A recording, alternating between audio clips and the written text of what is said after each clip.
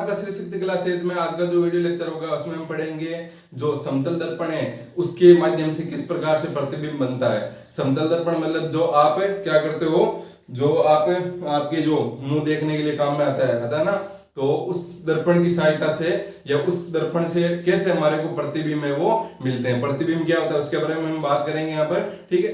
कहने का मतलब हमारे को किस प्रकार से दर्पण के अंदर हमारा प्रतिबिंब दिखाई देता है वो हमारे को यहाँ पर देखना है, ठीक है। उसके अलावा यहाँ पर हमारे ये भी देखना पड़ेगा कि आपके सामने मान लो दर्पण है, ठीक है। तो उस दर्पण से मान लो आपकी दूरी है 1 मीटर, तो आपको क्या दिखाई देगा, आपको जो आपका प्रतिबिंब है ना वो भी उस दर्पण के पीछे वो कितने मीटर दूरी पर दिखाई देगा, 1 मीटर दूरी पर दिखाई देगा। समझ रहे हो मैं क्या बोलना चाह रहा हूँ। अगर मान लो दर्पण है आप 10 मीटर दूर खड़े हो तो इसका मतलब ये थोड़ी है कि दर्पण में बिल्कुल आप पास में दिखोगे, दर्पण में भी आप पीछे कितने दिखोगे, 10 मीटर पीछे दिखोगे, ठीक है। दर्पण के पीछे आपका प्रतिबिंब बनेगा।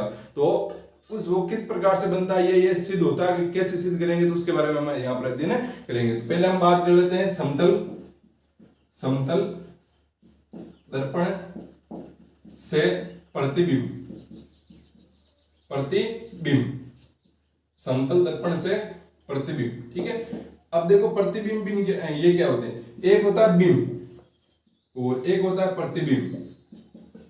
तो बिंब और प्रतिबिंब में क्या अंतर है। बिंब हो गया आपका कोई भी जो भी जिससे लाइट आती है, ठीक है। बिंब कौन सा हो गया, जिससे भी लाइट आती है। जैसे सूर्य है तो सूर्य से लाइट आ रही है, इसका मतलब उसको हम क्या बोलेंगे, बिंब बोलेंगे या वस्तु बोल देंगे, बिंब या वस्तु बोल देंगे, ठीक है। टॉर्च है, टॉर्च से लाइट आ रही है, इसका मतलब वो क्या होगी हमारे लिए, बिंब या क्या होगी यहाँ पर जो वस्तु है वो होगी। अब यहाँ पर प्रतिबिंब क्या है, अब हमें पता है कि बिंब है, बिंब से प्रकाश आएगा, वो कहीं ना कहीं तो टकराएगा ना, और टकराने के पश्चात अगर वहां पर क्या हो गया, वो जो लाइट है वो क्या होगी, लाइट अगर क्या होगी उसका परावर्तन हो गया तो उस वस्तु को हम क्या कहेंगे, जिस वस्तु से टकरा के परावर्तित हुई है उस वस्तु को हम क्या कहेंगे, प्रतिबिंब कहेंगे। मतलब वापस से हमारे जो है वो प्रतिबिंब बन जाएगा। एग्जांपल के लिए देखो, उदाहरण के लिए मैं बताऊं कि मान लो आप एक दर्पण के सामने खड़े हो, ठीक है।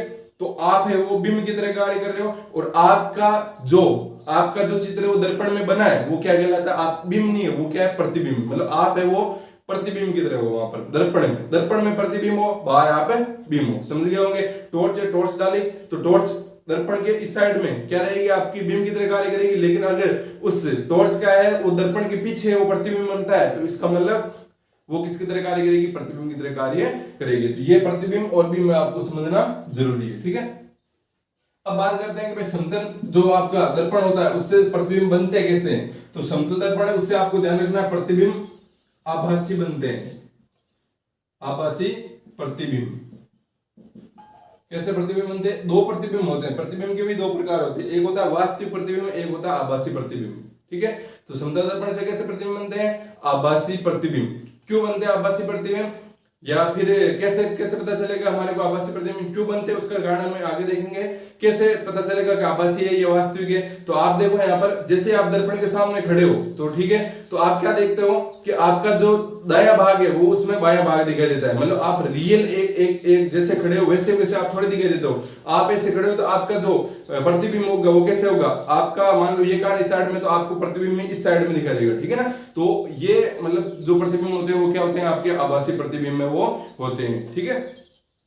रियल कब होता, बिल्कुल रियल कब होता, जब आप जैसे खड़े हो वैसे आप प्रतिबिंब में दिखाई देते, ठीक है। आपका मुंह है वो क्या है, इस साइड में, आगे की साइड में, तो प्रतिबिंब भी उसी साइड में होना चाहिए, ठीक है। तो ऐसे है वो प्रतिबिंब वो समतल दर्पण से नहीं बनते।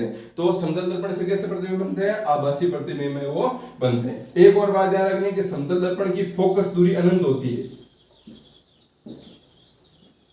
फोकस दूरी अनंत होती है। अब ये फोकस दूरी क्या होती है इसके बारे में हम बात करेंगे, ठीक है। अनंत कैसे, क्या मतलब हुआ इसका अनंत होने का मतलब, देखो आप कभी न कभी नाई की दुकान में गए होंगे, वहां पर क्या है, सामने दर्पण लगा है, पीछे दर्पण लगा है, ठीक है। तो आप कुर्सी के ऊपर बैठे, तो आपने क्या देखा वहां पर कि आपका मुंह दिख रहा है आगे वाले दर्पण में, लेकिन फिर आप नोटिस करोगे कि आपका जो पीछे का जो भाग है वो आपको पीछे वाले दर्पण में भी दिख रहा है। फिर आप क्या देखोगे कि उस दर्पण में और दिख रहा है। तो मतलब कैसे कितने प्रतिबिंब बनते हैं आपके, अनंत। मतलब प्रतिबिंब के अंदर प्रतिबिंब प्रतिबिंब प्रतिबिंब प्रतिबिंब प्रतिबिंब, ठीक है। तो इस प्रकार से मतलब अनंत प्रतिबिंब बनते हैं जब 2 दर्पणों के बीच में वो क्या रख दी जाती है, कोई एक वस्तु रख दी जाती है। तो उसके बारे में हम आगे बात करेंगे। आपको यहाँ पर इतना ही ध्यान रखना है कि आभासी प्रतिबिंब बनते हैं और फोकस दूरी है वो क्या होती है, आपकी अनंत होती है, ठीक है। अब बात करते हैं यहाँ पर एक और बात, क्या कि समतल दर्पण में समतल दर्पण में जितनी दूरी पर बीम होता है दर्पण से उतनी ही दूरी पर प्रतिबिंब होता है। ठीक है, तो जैसे मान लो ये एक दर्पण है भाई, दर्पण की एक साइड पे रजत पॉलिश तो करनी पड़ेगी ना। अगर वस्तु यहाँ पर है और ये दूरी मान लो अगर 2 मीटर है, तो जो इसका प्रतिबिंब बनेगा वो भी कितने मीटर दूरी पर बनेगा, 2 मीटर दूरी पर बनेगा। मतलब ये जो दूरी और ये दूरी वो क्या रहती है, आपकी समान रहती है हमेशा। ठीक है, तो ये बात आपको यहाँ पर ध्यान रखनी है। एक तो प्रतिबिंब कैसा बनता है, आभासी प्रतिबिंब बनता है, मतलब रियल प्रतिबिंब नहीं बनता, आभासी दिखाई देता हमारे, रियल नहीं बनता है। और दूसरी बात ये ध्यान रखनी है कि समतल दर्पण में जितनी दूरी पर बीम होता है उतनी दूरी पर हमारे क्या बनता है, प्रतिबिंब है वो बनता है। ये नॉर्मल सी बात है, आपको ध्यान में रखनी थी। लेकिन हमारे को इसको सिद्ध करना पड़ेगा कि हमें सिद्ध करना पड़ेगा कि क्या ये जितनी दूरी ये है उतनी दूरी पर हमारा प्रतिबिंब बनता है या फिर नहीं है, तो उसको हमारे को सिद्ध करना पड़ेगा। तो सिद्ध करने के लिए आपका है वो कि जो बुक है उसके अंदर एक उदाहरण देगा, उदाहरण की सहायता से मतलब क्वेश्चन पूछा गया है, तो उसी उदाहरण को हम यहाँ पर करेंगे। उस उदाहरण का मेन मकसद क्या होगा, इस बात को सिद्ध करना कि समतल दर्पण में जितनी दूरी पर बीम होता है दर्पण से उतनी दूरी पर वो क्या होता है, आपका दर्पण के पीछे वो क्या होता है, प्रतिबिंब होता है। और एक बात ध्यान रखना कि जो प्रतिबिंब बनेगा वो दर्पण के पीछे बनेगा, दर्पण के क्या बनेगा, पीछे बनेगा। ये दर्पण है, ये कांच है इस प्रकार से। ठीक है, आप ऐसे खड़े हो तो आपका प्रतिबिंब इस साइड बनता है ना, इस साइड बनता है ना, पीछे बनता है ना। तो ये भी ध्यान रखना है कि प्रतिबिंब बनेगा वो कहां पर बनेगा, दर्पण के पीछे। प्रतिबिंब होगा आभासी, प्रतिबिंब उतनी दूरी पर बनेगा जितनी दूरी पर आगे बीम खड़ा है। तो ये 3 इंपॉर्टेंट बातें जो आपको ध्यान में रखनी है, और इस बात को अभी हम सिद्ध करेंगे। तो देखो करते हैं उसको। तो जो उदाहरण है वो करते हैं यहाँ पर। उदाहरण क्या है कि सिद्ध कीजिए, उदाहरण क्या है कि सिद्ध कीजिए कि समतल दर्पण से बनने वाला प्रतिबिंब, सिद्ध कीजिए समतल दर्पण से बनने वाला प्रतिबिंब की दूरी उतनी होती है जितनी दूरी पर समतल दर्पण से आगे वो वस्तु रखी होती है। देखो समतल दर्पण से एक प्रतिबिंब बनता है, उस प्रतिबिंब की दर्पण से दूरी जितनी होगी उतनी ही होगी जितनी आगे बीम है वो खड़ा है। ठीक है, ये बात आपको ध्यान में रखनी है यहाँ पर। तो उसको हमारे को सिद्ध करना है। अब सिद्ध कैसे करेंगे, तो उसके लिए हम यहाँ पर एक लेंगे दर्पण, क्योंकि बिना दर्पण तो हम सिद्ध नहीं कर सकते ना यहाँ पर। ठीक है, तो और ऐसा भी नहीं है कि यहाँ पर हम क्या करें, एक दर्पण है और दर्पण का क्या करते हैं, यहाँ पर हम सामने खड़े हैं, 2 मीटर दूरी पर खड़े हैं। यहाँ से तो हम क्या कर ले, जो मतलब फीता है उसकी सहायता से माप लेंगे भाई, 2 मीटर दूरी पर खड़े हैं। अब आगे क्या करेंगे, उसके पीछे अंदर कैसे मापेंगे, अंदर जाके मापेंगे उस दर्पण के, वो तो संभव नहीं है ना। तो इसका मतलब हमारे क्या करना पड़ेगा, कोई ना कोई फॉर्मूला तो यूज में लेना पड़ेगा ना। तो इतना आपको ज्यादा डीपली नहीं सोचना है। ठीक है, लेकिन ये सोचने लग जाओ कि हम इससे काम चला लेंगे। ये एक दर्पण है, नहीं है दर्पण, ये क्या है, कांच है। इसके पीछे क्या करनी पड़ेगी, रजत पॉलिश करनी पड़ेगी। अब ये क्या है, अब ये दर्पण है, क्या है ये दर्पण। ऊपर है वो किसका, कैसा पृष्ठ है, ऊपर है वो आपका परावर्तक पृष्ठ की बात तैयार करा, नीचे वो रजत पॉलिश है। अब देखो यहाँ पर ये एक दर्पण है, ठीक है, ये क्या है आपका दर्पण है। अब वस्तु को कहां पर रखूं मैं कि इसका प्रतिबिंब बने, वस्तु को यहां पर रख दूं। अब वस्तु को यहां पर रखूं तो यहाँ रजत पॉलिश से तो प्रतिबिंब बनेगा ही नहीं, इसका मतलब वस्तु को यहां पर रखना पड़ेगा। तो मान लेते हैं हमने वस्तु को रख दिया यहाँ पर, कहां पर रखा, इस जगह पर रखा। ठीक है, अब देखो किसी का भी प्रतिबिंब बने या कोई भी वस्तु हमें क्यों दिखाई देती है, क्योंकि उससे प्रकाश आता है। कोई भी वस्तु हमें क्यों दिखाई देती है, क्योंकि उससे प्रकाश आएगा, तभी हमारे को वस्तु है वो दिखाई देगी। आप फोन से वीडियो देख रहे हो, क्यों देख रहे हो या किस वजह से देख रहे हो, क्योंकि आपका जो फोन है वो क्या कर रहा है, प्रकाश निकाल रहा है। ठीक है, प्रकाश आगे कर रहा है, लाइट को आगे भेज रहा है, और वो लाइट है आपकी जो आंखों की रेटिना है उसको संवेदित कर रही है, इस वजह से आप देख पा रहे हो। तो इसका मतलब कोई भी वस्तु है उसको हम देख पाते हैं, क्यों, क्योंकि उससे प्रकाश आ रहा है। रात के समय हम नहीं देख पाते हैं, क्यों नहीं देख पाते हैं, क्योंकि वस्तुएं हैं उन पर प्रकाश नहीं आता है, और प्रकाश नहीं आएगा तो वो हमारे आंखों तक प्रकाश है वो भेजेगी नहीं। ठीक है, इस वजह से हमें दिखाई नहीं देता है, थोड़ा बहुत तो दिखाई देता है। ठीक है, तो अब देखो यहाँ पर क्या हो गया, ये एक वस्तु है। ठीक है, इस वस्तु को दे देते हैं नाम है वो पी। अब देखो एक बात यहाँ पर ध्यान रखना आपको कि जब भी प्रतिबिंब बनाना हो तो प्रतिबिंब बनाने के लिए हमारे को कम से कम प्रकाश की 2 किरणें लेकर आना जरूरी होगा।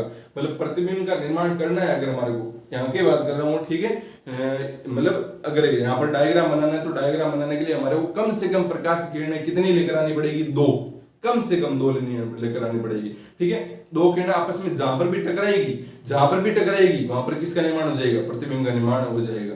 ठीक है, तो ये बात भी आपको ध्यान रखनी है कि प्रतिबिंब निर्माण के लिए कम से कम प्रकाश की 2 किरणें होना आवश्यक ही है।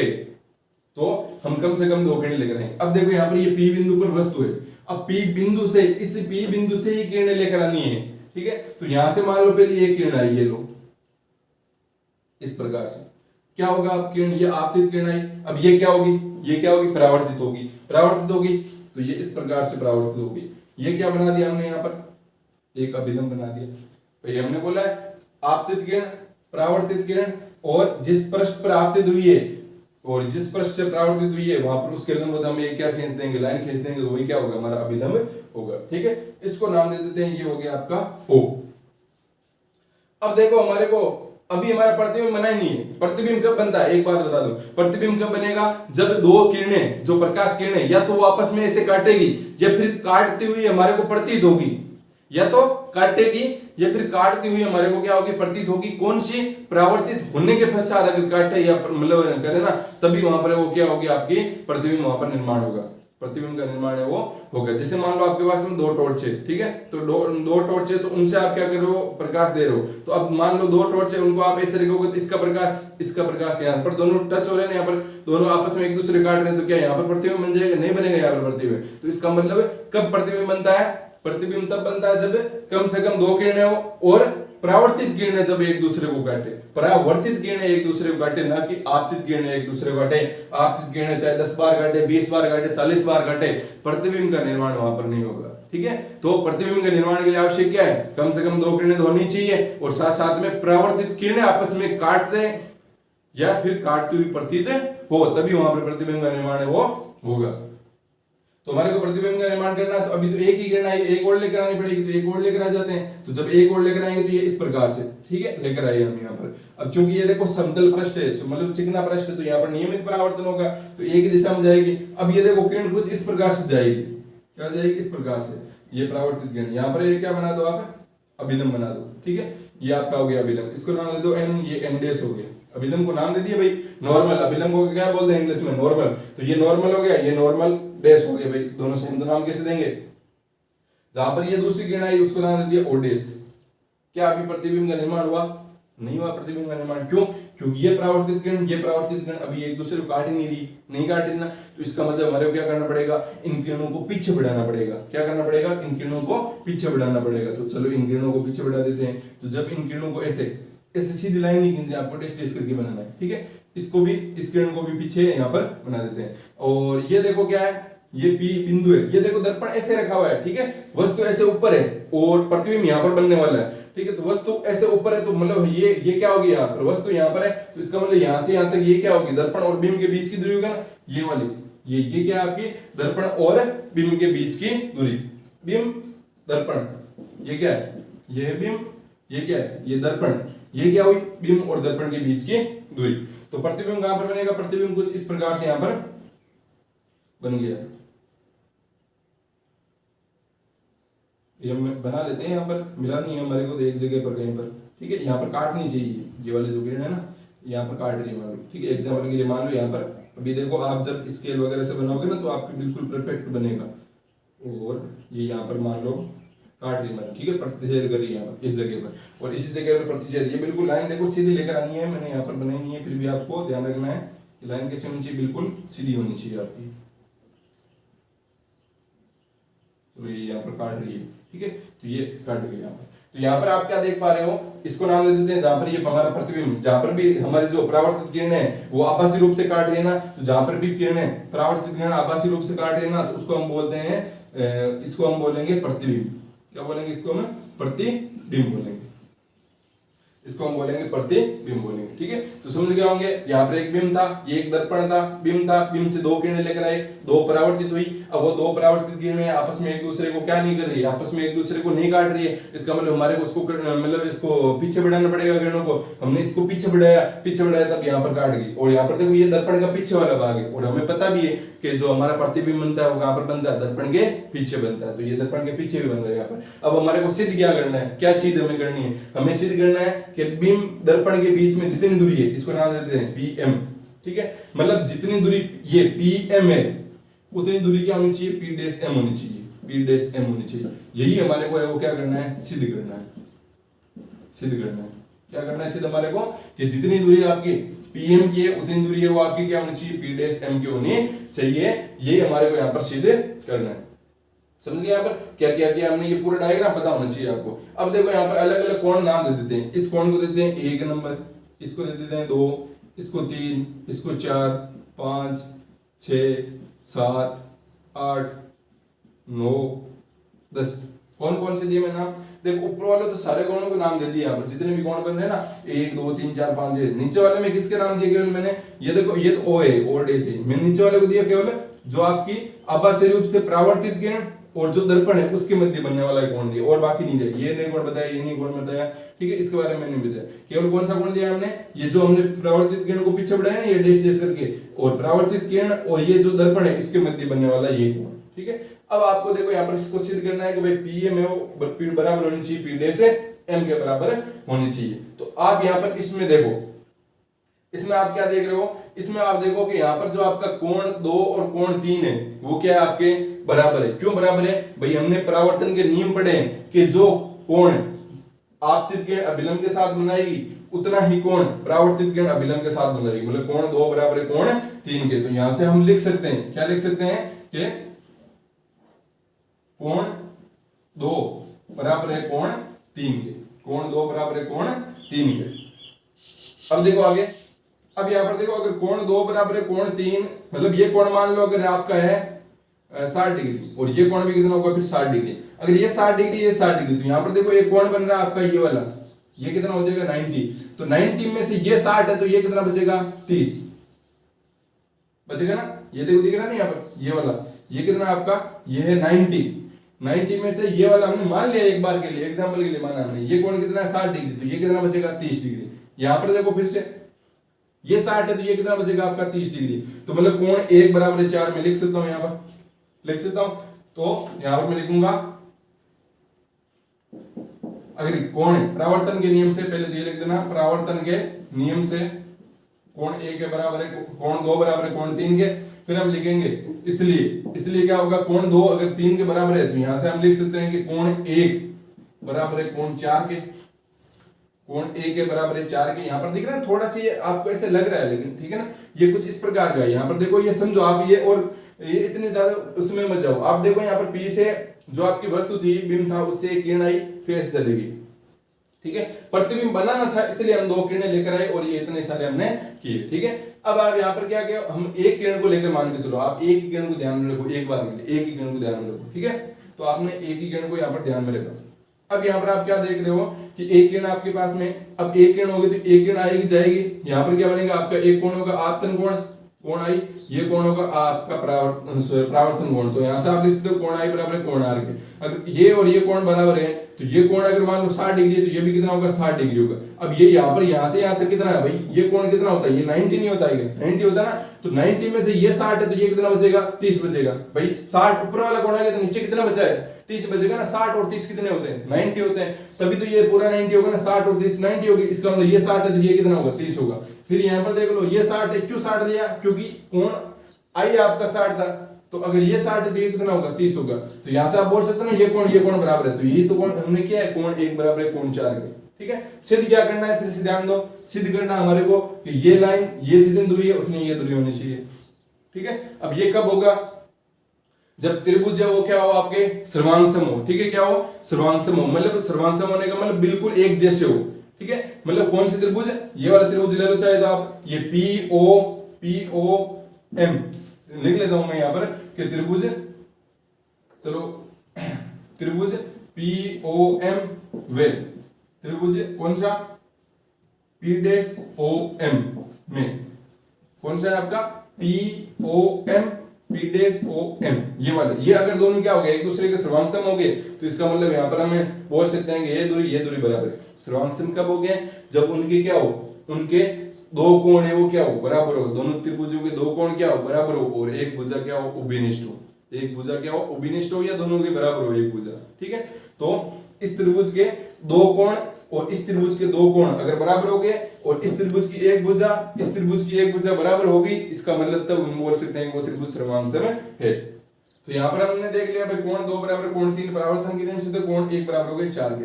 अब यहाँ पर देखो कोण 4 है, कोण 4 और कोण 9 ये एक दूसरे के शीर्षाभिमुख कोण है, और जो भी शीर्षाभिमुख कोण होते हैं ना वो होते हैं बराबर। कैसे?